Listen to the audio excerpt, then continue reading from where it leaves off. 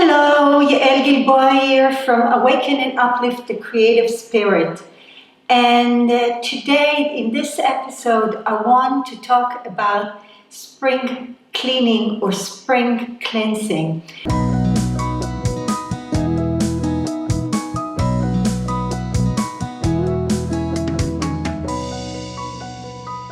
These are the days of Passover.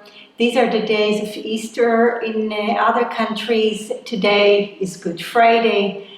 And we are all enclosed in our houses. And there is something about the spring in many cultures that people are doing spring cleaning. When I say spring cleaning, just to take out everything. They clean the house, sometimes they whitewash the house. And in Jewish custom it goes to extremes because in Passover we're not supposed to eat leavened bread. And any bread that has gone sour, the dough has gone sour. So many Jewish housewives go crazy cleaning and the whole house, they just take the house apart. And if they have anything that has to do with leaven, they either hide it or they even sell it or they might burn it. And there is even a beautiful custom where they take on the last day, on the Passover Eve, they take a candle. You see here I have a lit candle. They close the shutters to make it dark and start going in the corners of the house looking for breadcrumbs. So nowadays many people actually hide breadcrumbs and do it kind of ceremonial for the kids to go and look for it. But what are these breadcrumbs? And these breadcrumbs, they signify something bygone because you don't really use it anymore. I mean, you had the bread, and the breadcrumbs, the ones that you left somewhere are usually stale. So this is stale food. And it is very symbolic because in Passover and in the spring, when we go and do some cleansing, we want to take out anything in our lives that has gone sour on us. And we want to take the stale bread, the old bread, and get rid of it. And we need some kind of a candle like this one that will show us the corners, the dark corners of our hearts and our soul, in order to cleanse it, in order to get rid of things that are bygone for us. So how do I do that? One of my techniques is using mandalas. This is a sequence of mandalas that I actually drew over the past 1.5 months. So this is not the first one. Where is my first one? This is the first one. And that was something that I was dealing with. And I was very hard on myself.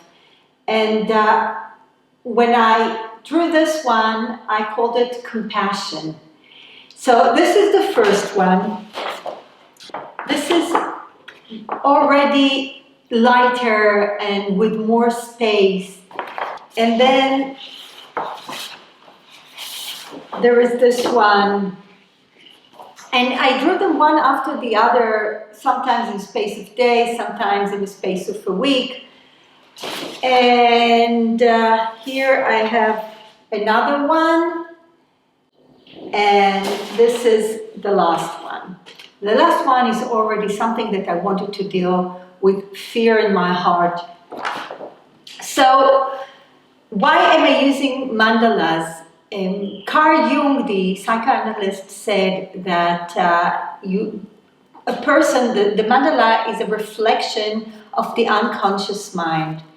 And if I want to get in touch with my unconscious mind, this gives me a tool. When I paint a mandala or sacred geometry, and the sacred geometry I can use any form that I want, because at the end, when I start painting or filling it with colors, I can use a design. It doesn't really matter.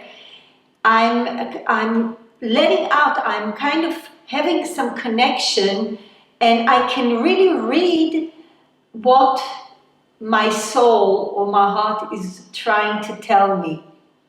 So when I do this, I'm really getting in touch with my inner being, and the process, the journey that I go through when I paint one mandala after the other, one after the other, I do a cleansing process. And I did get rid of quite a few things that had to do with relationships, and things that have to do with my mom, my relationship with my mom. And I know this is the last one that it's about my mom, but not only. It's about actually how she indoctrinated me. And I know that I need to paint another one, and I'm going to within the next few days. So this is a process that I think is very, very important. Now, you don't need a teacher, and you don't need to paint a beautiful mandala.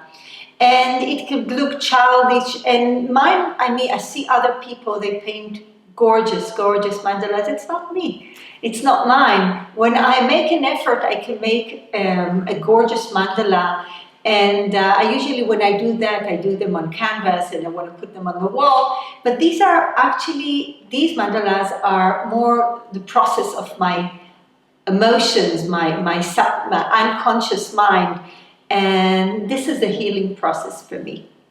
So if you want to know more about this, I invite you to follow me, to like my page, to follow me on Facebook. On Instagram, I'll add links so you can follow me on Instagram, or you can follow me on YouTube. I'll add my channel. The channel is called Awaken and Uplift the Creative Spirit.